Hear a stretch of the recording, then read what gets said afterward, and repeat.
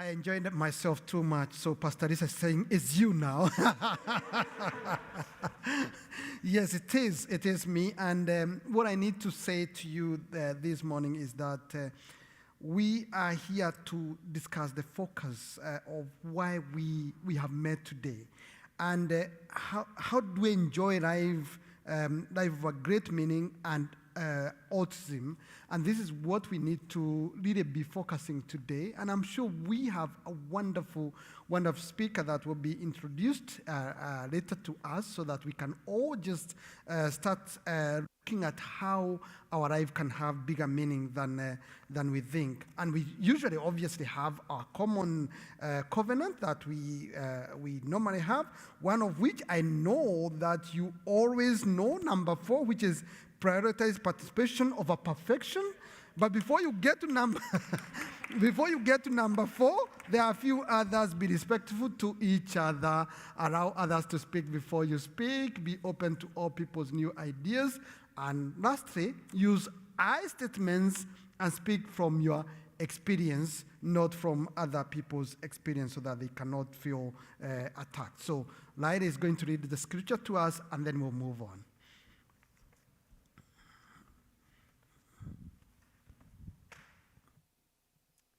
A reading from 1 Thessalonians chapter 4. So continue encouraging each other and building each other up, just like you are doing already. Brothers and sisters, we ask you to respect those who are working with you, leading you, and instructing you. Think of them highly with love because of their work. Live in peace with each other. Brothers and sisters, we urge you to warn those who are disorderly. Comfort the discouraged. Help the weak. Be patient with everyone. Make sure no one repays a wrong with a wrong, but always pursue the good for each other and everyone else.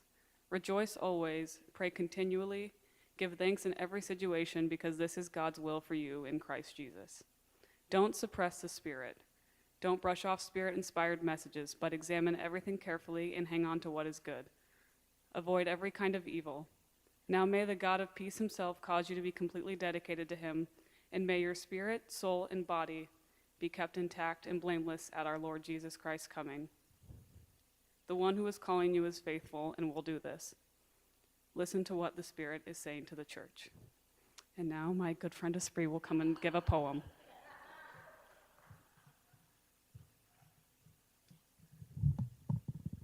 I'm going to read a Buddhist poem titled Guide to the Bodhisattva's Way of Life by Shantideva.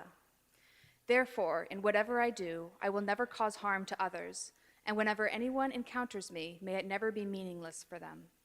Whether those who encounter me generate faith or anger, may it always be the cause of their fulfilling all their wishes. May all those who harm me, whether verbally or by other means, and those who otherwise insult me, thereby create the cause to attain enlightenment.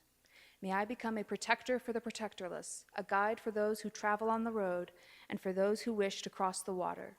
May I become a boat, a ship, or a bridge. May I become an island for those seeking dry land, a lamp for those needing light, a place of rest for those who desire one, and a servant for those needing service. To benefit all living beings, may I become a treasury of wealth, powerful mantras, potent medicine, a wish-fulfilling tree, and a wish-granting cow. Just like the great elements such as earth and like eternal space, may I become the basis from which everything arises for sustaining the life of countless living beings. And until they have passed beyond sorrow, may I sustain all forms of life throughout the realms of living beings that reach to the ends of space. Just as all the previous Sugatas, the Buddhas, generated the mind of enlightenment, bodhicitta, and accomplished all the stages of the Bodhisattva's training, so will I too, for the sake of all beings, generate the mind of enlightenment and accomplish all the stages of the Bodhisattva's training. I am so excited to introduce Gen Chokyi to you all, my friend and a Buddhist nun in the Kadampa tradition. Gen means teacher, and Chokyi is the name given to her by her own teacher, the Venerable Geshe Kelsang Gyatso Rinpoche, who is the founder of modern Kadampa Buddhism. Gen Chokyi is the resident teacher here at the Kadampa Meditation Center, KMC, on Morton Street, which is only about 2 blocks from the square and a 10-minute walk from the church. I've been learning Gen Chokyi's wisdom for over a year, and I cannot recommend KMC enough. It's made such an amazing impact on my life, and I hope you enjoy learning from Gen Chokyi as much as I have. Please help me to welcome her now.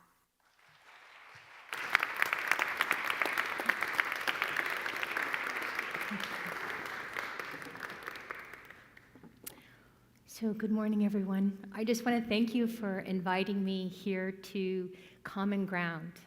I think it's important to understand that we have common ground. You know, even though I have a shaved head, I'm a Buddhist nun, I may look different, in my heart, we have common ground. And so whether I'm Buddhist or I'm Christian or I'm Islamic or I'm Jewish, what matters is that common ground. And so today what I'm going to look at is from Buddhist common ground, which is ultimately how we navigate our heart, our minds, and our lives ultimately by making it a meaningful one. So it's wonderful. Esprit brought it to my attention that altruism is a word that we might not be familiar with, altruism. So the focus today is looking at how to enjoy a life of great meaning and altruism. So altruism is a selflessness. It's when we are actually being selfless to benefit others.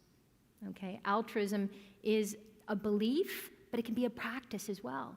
When we think that others are important and that their happiness matters to us, this is actually an altruistic perspective. So as Buddhists, what we do is we're always looking at our mind. We're thinking, where's my mind? You know, because right now we feel good, we feel supported, we feel inspired right now, right? We're in an environment that's very nurturing and very supportive. But then we go out, we get in our cars, and maybe someone cuts us off, right? Do you know that feeling? And immediately you're like, grrr, you know, that good feeling goes out the window. Grrr, you jerk. What were you thinking? You're reckless. You nearly killed me. You know, like immediately that good feeling goes out the window, right? So we need to be observing our minds. As Buddhists, this is what we do. As Kadampas in particular, Ka means Buddhist teachings. Dam means Atisha's presentation of Lam Rim, these stages of the path that lead us to awaken our limitless potential. And then Dam is our community. And when I say our community, I mean community. It means all living beings. You're included in that community that we are working towards to actually train our minds, to examine those negative states of mind of anger and do what with them? Replace them with patient acceptance, for example. So acceptance is a huge mind when we accept someone cutting us off. It's very powerful, isn't it, when we give someone the benefit of the doubt. Maybe they're late. Maybe their wife's having a baby. Maybe, I don't know, maybe they have to get home or they're running and rushing and not paying attention. But this is what happens when we don't pay attention to each other. We engage in activities that harm. So in this great, incredible book called The Guide to the Bodhisattva's Way of Life, it's a Buddhist poem in 10 chapters. And Esprit read from chapter 3, which is generating and engaging bodhicitta. So bodhi means enlightened or awakened one, where we're paying attention. We're awakening our potential to be kind. We're awakening our potential to love. We're awakening our potential to be compassionate. This is what we're awakening when we pay attention with this motivation of bodhicitta. Citta means mind. Bodhi means enlightened or awakened, an awakened mind. So we all have this limitless potential that's residing within us right now. We all have it. You don't have to be Buddhist to actually know that you've got this limitless potential that is residing within you. What you have to understand, though, is you need to train your mind, because your mind is going to go based on experiences. If someone's treating you well, I love you, right? You know that feeling like, I love you, you're the best, you're the best. But then when people are like, I don't know, being dismissive, maybe rude, maybe even like saying something behind your back. How's that one? Where you find out someone has been spreading horrible rumors about you. Do you feel love? No. No, we feel actually anger. We feel we want to get revenge. We want to actually harm. So this takes training to think, therefore, in whatever I do, we take responsibility. I will never cause harm to others. And whenever anyone encounters me, may it never be meaningless to them. Okay? And so then we think, I want to be a protector. This is what this poem is about. It's about being a protector of our own mind, because that's all the power we've got. We can't actually change other people, can we? As much as we want to, right? We can't. What we can change is our own mind. So through contemplation, through observing our mind, formally and in our daily life, we use our daily experiences to reflect back. Where is my mind? Oh, I just got really angry with my best friend for spreading horrible rumors about me, right? And that love goes where? Out the door. Immediately we don't feel loving. So I wanted to just focus, just for a couple more minutes, about love, because I think this is a common ground. Don't you agree? We all want to be loved, don't we? No one doesn't want to be loved. But how do we generate and maintain love when others aren't being loving back? This is where we're training and actually strengthening the power of our mind. When we can love even when others aren't loving us back. Okay? And this takes training, and I want to say wisdom. Wisdom. So when I say this, please don't misunderstand. If someone is physically or mentally harming you, you remove yourself from that situation. That's not what we're talking about here. If you're in a situation that is dangerous, of course, you remove yourself. But we can do so even in that situation with compassion and love. We can think this person's suffering and they're engaging in this negative action without choice, completely driven by their negative, selfish minds. So we can see how selfishness takes away our love. Can you see the connection? When you're being selfish, you're like, I don't care. I don't care. I want it this way, not your way. You know, there's a very selfish attitude that diminishes our capacity to love when we're being selfish. But when we're being altruistic, when we're going beyond that appearance, when we're choosing to love. So by the way, love is a choice. It's not just a feeling. Love is a choice. We can actually generate and maintain this mind. We're paying attention to each other. So there's various levels of love in Buddhism, but I'm going to focus on one called cherishing others. And when we cherish others, we're looking at each other, which I want to just rejoice for a moment. I love the hello and great and you're a blessing. I really enjoyed that because we're paying attention to each other. Even if we don't know each other, we can introduce and pay attention and say, you're a blessing, right? We can think, actually, you're important. Your happiness matters to me. This is actually a loving mind when we look at each other and think, you're important and your happiness matters to me. So can we generate this when someone cuts us off? It's challenging. I'm just going to say that. Let's be honest. Not easy. But if you train your mind, it's like going to the gym. I don't know if you've ever been to the gym and you try and lift those 5-pounders. You're like, ooh, I haven't been too long. I got to put that down, go back to half pound. Or maybe you start walking, right? You start walking and you're like, I'm going to do a mile today. And you get to like a quarter of a mile, like, I'm done, right? It's just about familiarity, isn't it? So familiarity is through wanting to actually generate and maintain a loving mind. And from a bodhisattva's perspective, I can just use this analogy, and I hope it'll touch your mind because it always touches mine. It's like being in a river. You're at a river, and you're with, let's say, if any of you have family, okay, your child falls into the river. Okay, as a parent, would you just stand there and watch your child fall into the river? No. You would jump into that river. You would jump right into that river and want to protect that child immediately, not even a nanosecond. You wouldn't get your clothes off. You wouldn't say, I don't have my bathing suit on. You would dive into that river and you would protect your child immediately. There wouldn't be a thought about it. This is how we're training our mind as a bodhisattva, to be like the mother. So when we see suffering, we're not discriminating, you're my child, you're not my child.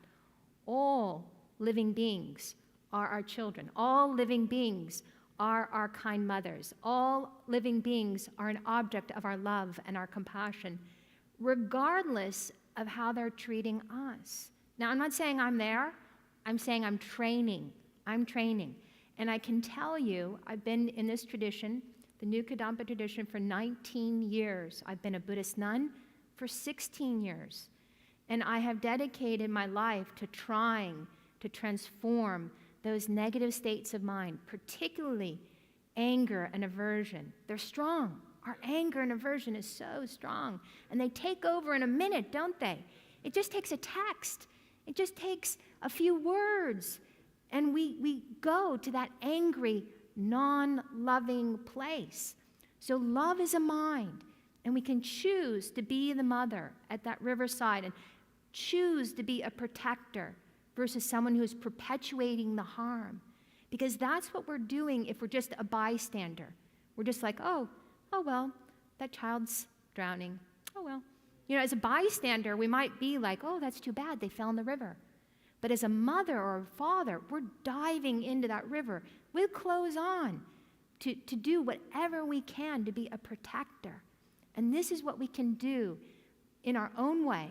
And I believe, I'm really inspired by what I'm seeing here at Common Ground, is that we all have that potential to do that if we have a wish. So everything begins with a wish. If you don't have a strong intention to dive into that river, you won't. If you don't have a strong intention to give someone a break because they just cut you off and patiently accept, you won't. If you don't choose to love, you won't.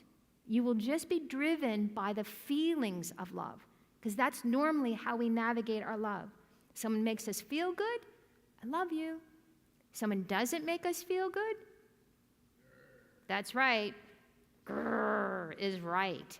And immediately we're being cold. You feel the spigot of your love turned off. We're cold. Maybe we don't answer them immediately. They text us and we're like, I'm not answering their text, and we can start engaging in actions that are harmful. Love protects. Love is the great protector. This is my teacher's word. Love is the great protector. Okay? So when we are loving, this is our common ground. This is what we have the opportunity to open within our own selves, is to actually be loving to each other, to all of us. Okay? So I'm going to guide a meditation, just a brief one. You can engage in it or you don't. You can opt in or opt out. It's completely your choice how you'd like to do it. But what I'm going to do is just connect you with a limitless peace that's already residing within you.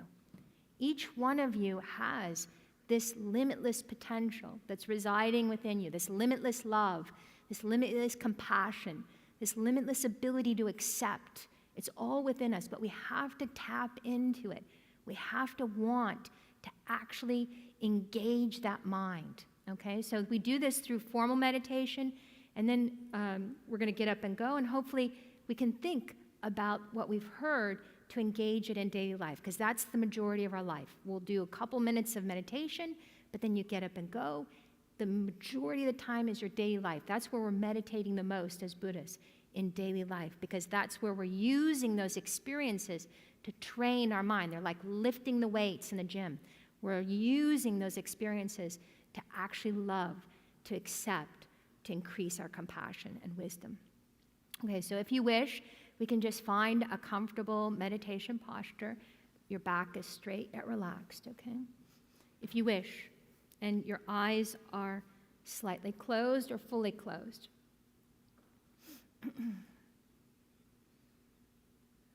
And then we can just take a moment and become aware of our current state of mind. Maybe our mind is very relaxed and open. Maybe it feels a bit tight and busy. Or maybe it's somewhere in between. Without any judgment, we're just observing our current state of mind.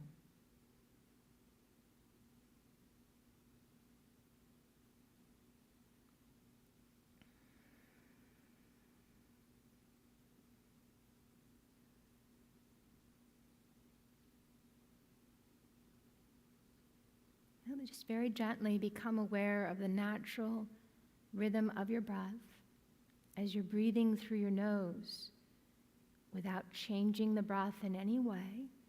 We're just observing as we breathe in and we breathe out naturally through our nose.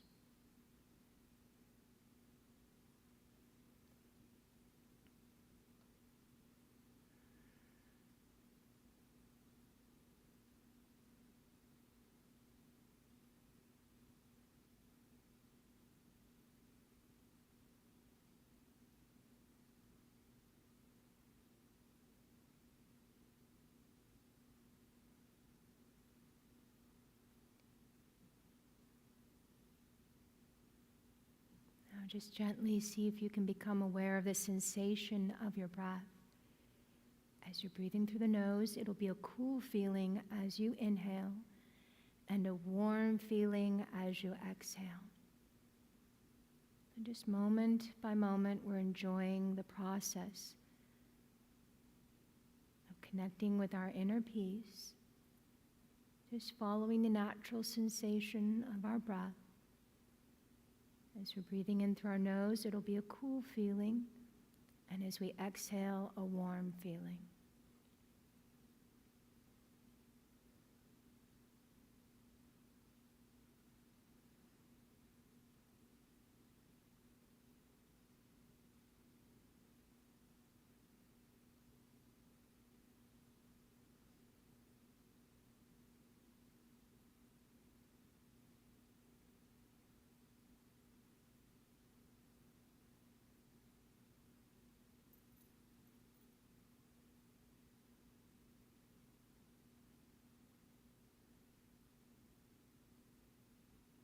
If your mind gets distracted, just gently bring it back.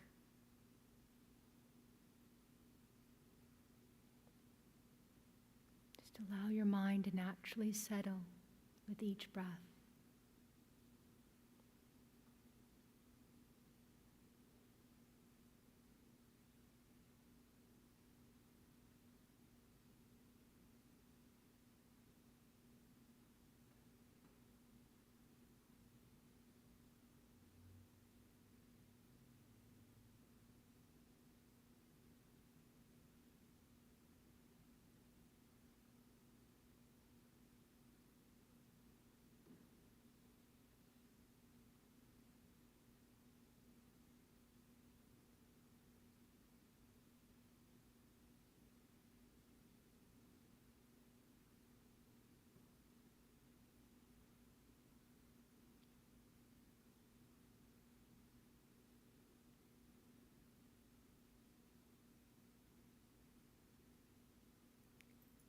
And then we can just think from this place of peace at the level of our heart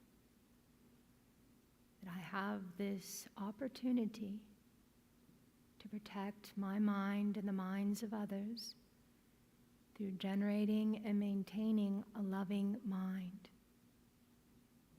This loving mind means that I'm paying attention to others, thinking they're important and their happiness matters to me. This is cherishing love. It's a very powerful mind that will protect you and others from suffering. Just think, I'm going to remember this loving mind and engage it in my daily life, thinking others are important and their happiness matters to me. And we just hold this thought for the last minute of the meditation.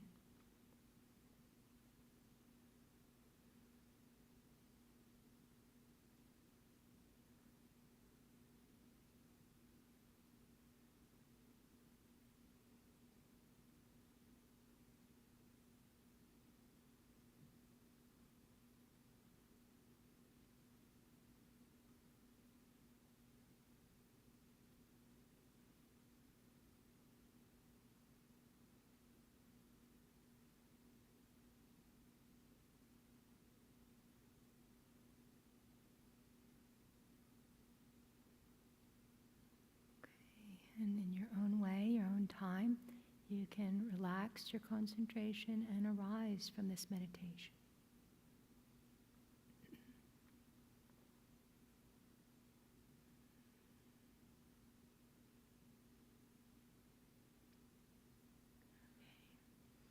All right. So it's just 5 minutes. It's amazing what we can do in 5 minutes, isn't it?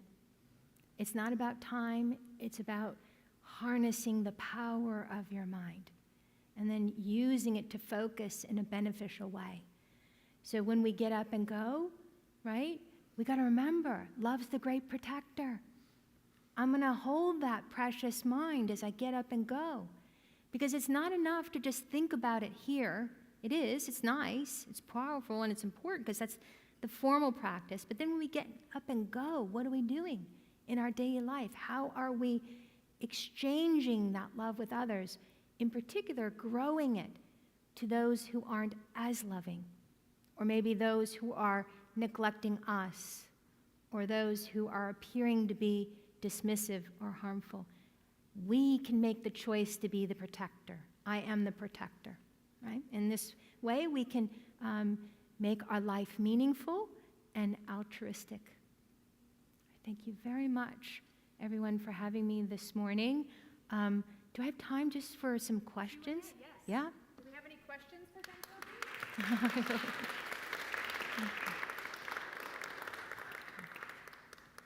Any questions at all? Oh, yeah. So thank you so much for your speech this morning. That was great. You talk a lot about protecting like others' peace through love. How do you work on protecting your own? Yeah, in the same way. Just in the same way. We can just think, I'm important, my happiness matters, but what matters, your happiness, is your peace of mind. So if you allow your anger to take over, that's not kind to yourself, is it? Because basically you're creating suffering in your own mind. So when you allow your jealousy to take the best of you, you're hearing about someone's summer plans, right? You're like, I want that summer. I don't get that summer. You're not protecting yourself, are you?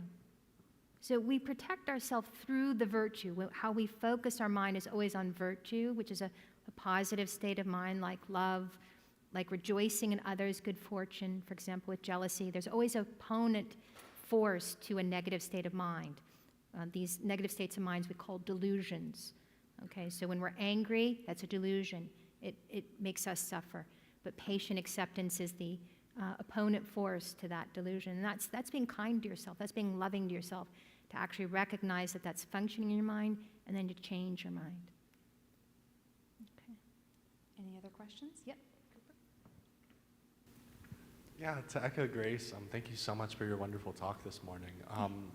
I'm a person that struggles a lot with intrusive thoughts, thoughts that frighten me or scare me because they're really unkind to others in the world. And one of the first things I kind of felt when we were beginning was fear of one of these thoughts coming into my head. Yeah. So what are some of your best suggestions to deal with this? Yeah, so fear is it's very common, so I want to tell you, you're not alone. Everybody has fear, and in particular those thoughts that come in. It's basically being stimulated from just some negative karma, what we call karma, action and effect. So what you can do is literally got to go the opposite way. And now, I can tell you from a Buddhist perspective what to do, but I can tell you, you've got Christian faith. So in the morning here, you talked about empty it out. What are we emptying out? Those negative states of mind. What are you emptying in? That spirit, that God that you are venerating, right? So from a Buddhist perspective, we do mantras, which literally means mind protection. I just taught that this morning, Om Mani Padme Hum, which is the Buddha of compassion, Avalokiteshvara. So we'll say mantras to protect our mind because we understand that that mantra is not separate from Buddha. But from a Christian perspective, I would just suggest go for refuge. Go ask for blessings. And then ultimately do the opposite. So if you're feeling like you want to hate, do something loving. Like do a loving act. They call it a spontaneous act of kindness. Do it. Open a door for somebody. Let someone take a parking spot. Do something kind that will generate that mind that is more loving and paying attention to others. But it can be very simple. It doesn't have to be complex. But I want to say, do it in the context of your refuge, because refuge is where it's at.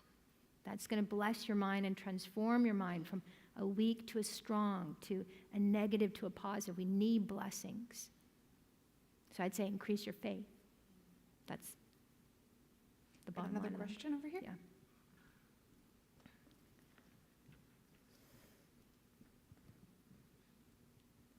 Hello. Well, thank you very much for coming out here and letting us experience from your point of view and what you do. Yeah. Myself personally, I'm a veteran, and I can relate to a lot of anger and anxiety and other stuff that goes with it. How can somebody like me get more focused like how you are right now? Because I can tell from my point of view, you're chilled. You're really calm and collected. I know I see things most differently than most people, but how can a person like me get more peace? Thank you. Yeah. So I just want to say, first of all, thank you for who you are. Thank you.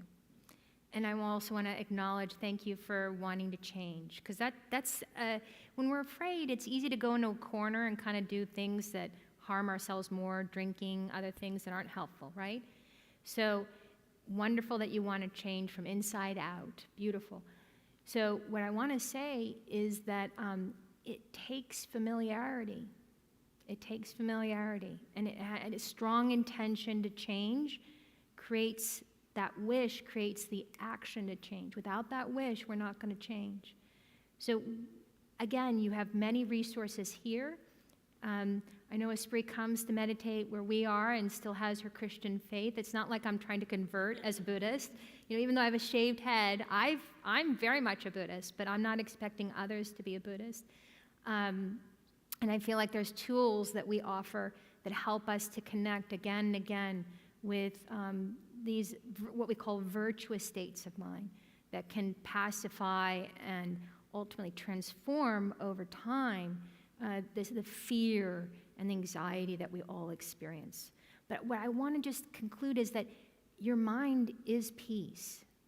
That is the true nature of your mind, and it's like a vast blue sky. That's the true nature of mind. Those disturbing thoughts are like clouds arising in the sky of your mind. And the more you focus on the clouds, the more you're going to be in the clouds. But if you allow the clouds to appear and dissolve, just like the clouds are doing right now out there, they're appearing and dissolving into the sky, the more you can actually let go of focusing in a negative or limited way based on trauma or just horrible experiences that you're reliving in memory. Just see them like clouds arising and dissolve. Don't give them power. Don't give them attention, and the clouds will naturally dissolve back from which they came, the sky of your mind. Okay. Thank you so much. I think we might be out of time for questions, but I'll invite all of you to talk to Gen Chokyi afterwards if she's willing to stay around for a few minutes if you have any other questions. And I'm going to pass it on to Pastor Lisa now. Thank you, Gen Chokyi. Thank you.